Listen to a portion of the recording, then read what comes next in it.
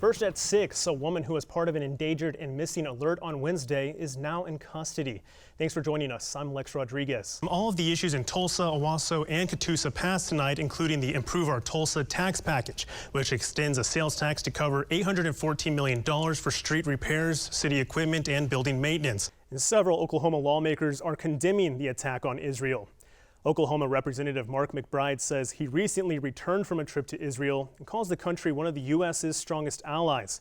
He says he's asking lawmakers to support Israel so they're fully protected and can fully recover. It's still a very somber scene here for the community and first responders after they found 8 people dead in a home just 50 yards behind me. This home is located at the 400 block of South Hickory Avenue, where we have just learned a family of 8 lived with 2 adults and 6 children. These women told me they were shocked and alarmed. They say they now plan to be more cautious. I spoke with 2 pastors who lead the local church network. They say the community has risen above tragedy before, and they're here to help them through it now. The parents say the app Saturn has a good concept behind it, but its lack of security is what has them concerned. Leanne Sutterfield works for the motel, and she says she believes this all could have been avoided if police took the situation more seriously. Police say the wreck killed 23-year-old Jeremiah Shelton, who suffered a medical emergency just before the crash. Right now, parts of an RV-12 aircraft are scattered across the Mid-America Expo Center.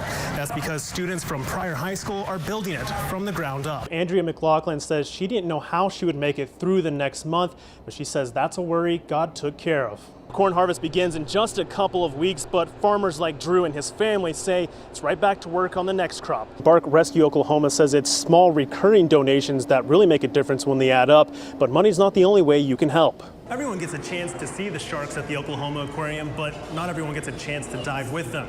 The aquarium invited me inside the tank, so I'm going to take you with me. Wish me luck.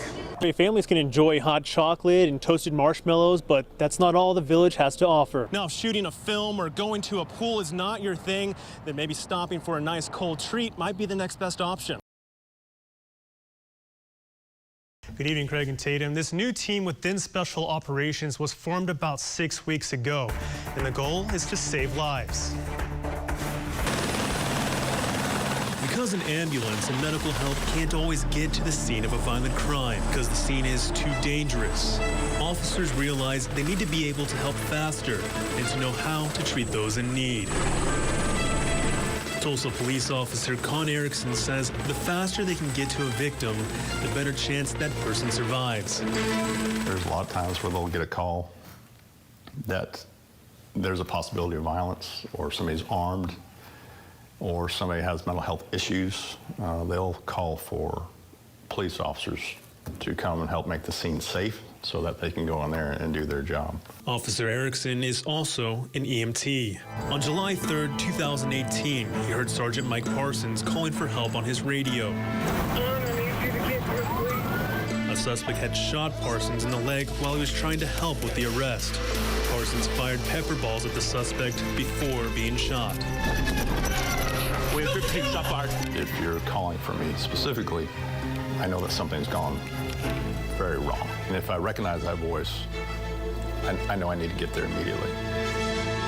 Sergeant Parsons survived, but officers have been killed in similar situations. In Oklahoma City, first responders tried to save Oklahoma County Deputy Sergeant Bobby Swartz, who was shot while serving an eviction notice earlier this year, but he didn't make it.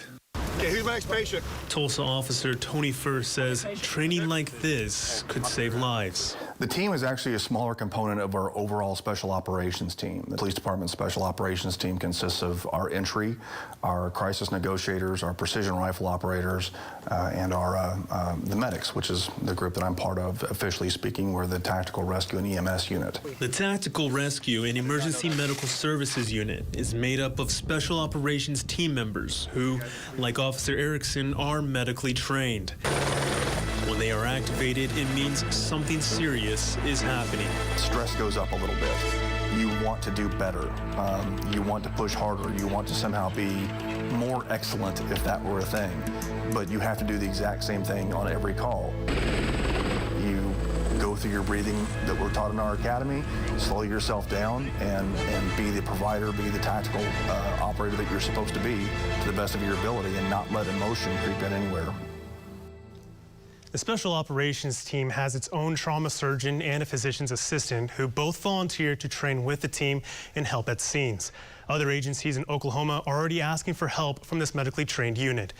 Christina Sario says she's lived in her house for 2 years, and the first time she needed her insurance, she was denied and left to figure things out on her own. I don't feel like I am covered. I feel like it's another fight in this world that I need to do. Osario says her insurance came out 4 days after the storm and told her damage didn't meet her deductible. A few days later, she rushed her toddler to the emergency room after he climbed on the tree and fell. And now I have to take care of my son who's in pain because he broke his arm. It was just a lot of mental anguish that was unnecessary. Rickard Landscaping and Tree Service is still working to remove storm damage and says insurance companies are misleading policyholders. Owner Todd Rickard says they leave out line items for work that is necessary in order to do the job safely while protecting the property. Most of our homeowners that we've dealt with over the last umpteen days have never had a tree fall on their house, let alone probably never had a claim. Rickard says trees can weigh 20 to 40,000 pounds and over time can cause more damage to a home if left sitting. That's why he says it's important to act fast and mitigate damages as soon as possible. A lot of insurance companies are misleading homeowners to believe that they need an adjuster either to look at the job first, which is false, and in turn certain homeowners are nervous and skeptical about giving a tree company permission to start their project. He says no matter who you call, to wait until the job is complete before paying the contractor. Joining the Army wasn't a decision Bill Parker made for himself. You're smarter than that. He was selected during the draft and eventually attached to the 116th Infantry 29th Division. Man, why would I wanted to go to the Army? I had outside range. I had a good horse and saddle. I had the prettiest girl in Floyd County. But he was sent to Texas, then to England. After months of training, he was aboard the USS Thomas Jefferson with a set course to Normandy. Parker says the day started around 3 a.m. on June 6, 1944. Had beans for breakfast. Nothing but beans.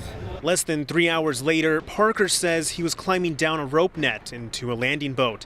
He was a wire cutter, which put him at the front of the boat. As his boat neared the beach, a loud explosion caused it to stall, and water started to rise. We had to go on across the beach. Wasn't no place to go back, and we just had to go forward. But with several German pillboxes armed with machine guns, advancement was nearly impossible. We didn't have anything to knock them out with. Just a hand grenade, and we done throwed all in. He says luckily naval ships watching back out at sea saw the offensive was held off. They repositioned their battleships and aimed their cannons. And they were shooting over our head about 6 feet, 7 feet over our head. That's the reason I can't hear now. Parker says their ships hit their targets, destroying the pillboxes, allowing him to move up the beach. He entered one pillbox that was shooting at him moments earlier to find the gunner dead. And I looked at him and I told him, I said, well, the war's not over, but your war's over. And you didn't get me. Last year, Bill returned to Omaha Beach. I seen these kids that playing on the beach, had their little dogs, and they was running and jumping and all. And after I saw them, I never had another nightmare. They cured it.